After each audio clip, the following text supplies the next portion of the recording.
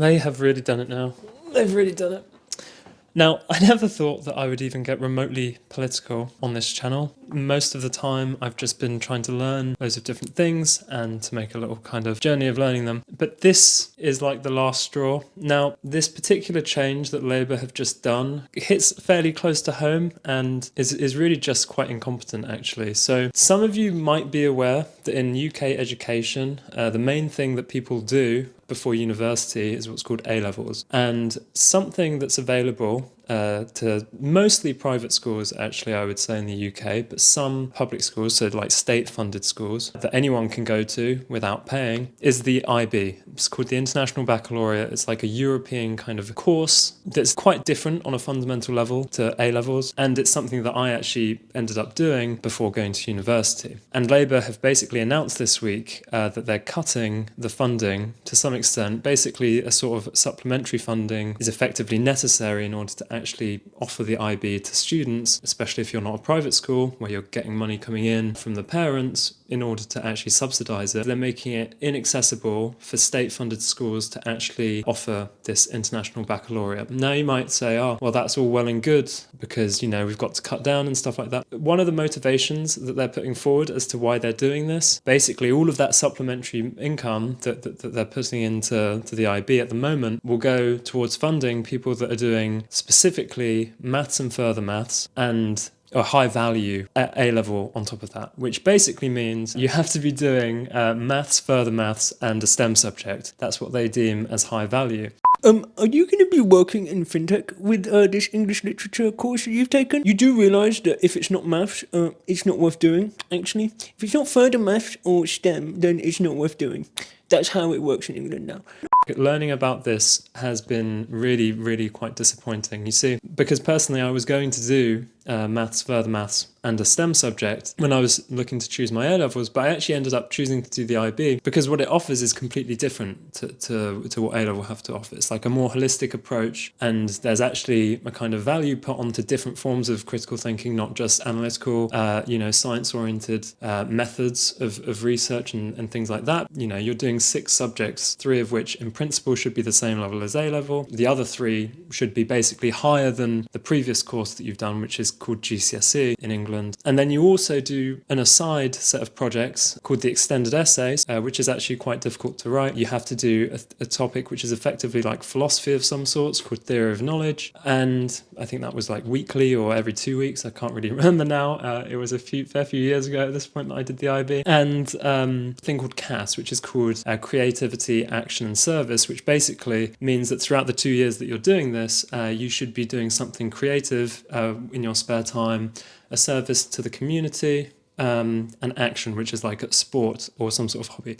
So it's actually really trying to develop people to have a bit more broad interests rather than being honed into either I'm a STEM person or I'm an arts person, which I think is like a really gross misgeneralization of what people should be, you know, as human beings when they grow up. I'm someone who actually is doing a maths PhD. With the IB, what came with it was really valuing other things like, you know, music, as you can see. And if you've been on the channel, oh my god, if you've been on the channel, I do learn the piano. So I've always been fairly defensive of Labour, I would say, since they got voted in. You know, that's a left party. But this is kind of the antithesis, actually, of what I think Labour should be supporting. Because you might argue, well, this funding is in order to make education more comprehensive, to make it available to the most people as possible. Not everyone gets to do the IB, so, you know, if it gets put into A-levels, maybe it makes it more available to people of all economic backgrounds. It actually, what it does is it means that the IB is no longer going to be available to people who don't go to a private school. Really, fundamentally, if you think of the net effect of pulling out the public funding for the IB, it does just mean that you'll only be able to do the IB if you go to a private school. The state comprehensives won't be able to afford, you know, to run the International Baccalaureate because it does generally cost more than A-levels. If someone's doing 6 subjects, you know, they're doing this philosophy kind of thing, they're doing an extended essay, so that needs to get marked, stuff like that. Someone also needs to mark your kind of, you know, portfolio or whatever of your CAS, so to make sure that you've actually done these things.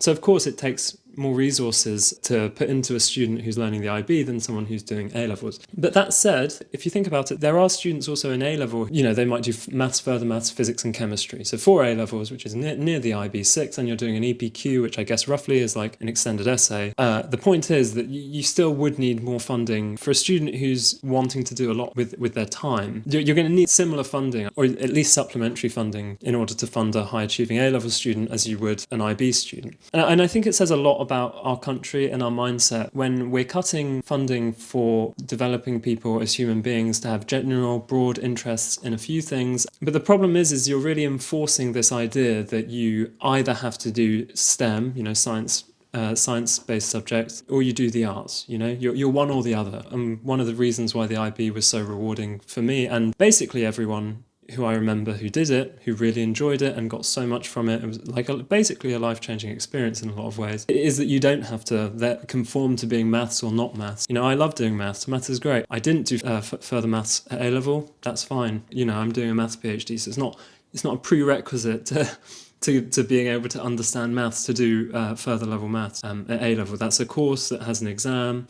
You're in some sense going to be learning how to pass an exam. Well, analytical thinking isn't necessarily about the exam that you take at the end. The fact is that this policy change of pulling out the funding, I think, is going to disillusion actually quite an important part of the voter base for Labour. It's quite a liberal course, I would say. To some extent, actually valuing these things that aren't purely of financial value is a more liberal way of thinking. It's just another example of Labour actually kind of going against their voter base. This is something that would make me think twice now about voting for them. And I think this whole decision is just pure incompetence. I don't think that there's any justification for it.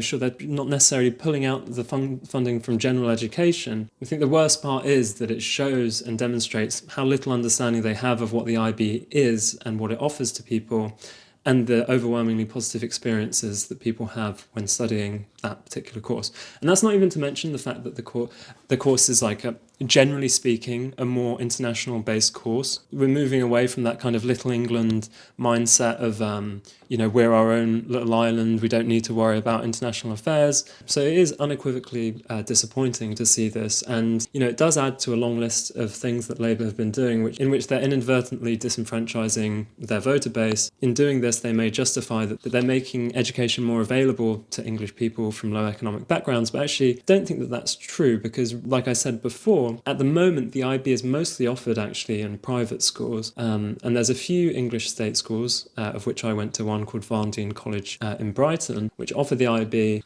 through this funding that the government gives. And now that they're pulling this funding, it's quite easy to see that what might end up happening is that the state schools stop offering the IB, and that this form of high-level education will only be available to people who have money, basically, which is very, very disappointing.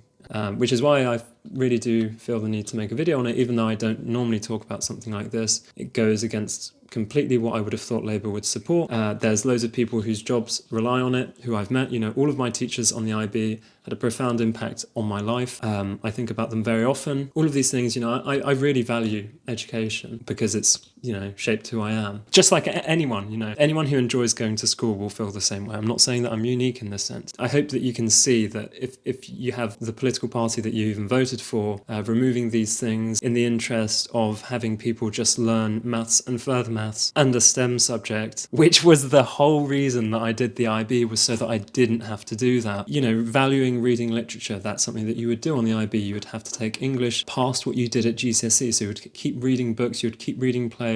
In CAS, I've learnt the violin, which I wouldn't have done maybe if I was just doing A-level. I might have thought, I don't have time for that because I've got to do all of these extra maths problems so that I can get a higher grade in my further maths exam. I hope you can see kind of where I'm coming from and why this is something that's particularly important to me. I think the missed opportunity is quite large, actually. There's lots of people like me, in fact, lots of my friends who did the IB at Barndine, who wouldn't have been able to pay to go to private school, who also thoroughly enjoyed the IB. There'll be people like this now who would have done the IB, but now won't, just because the funding isn't available.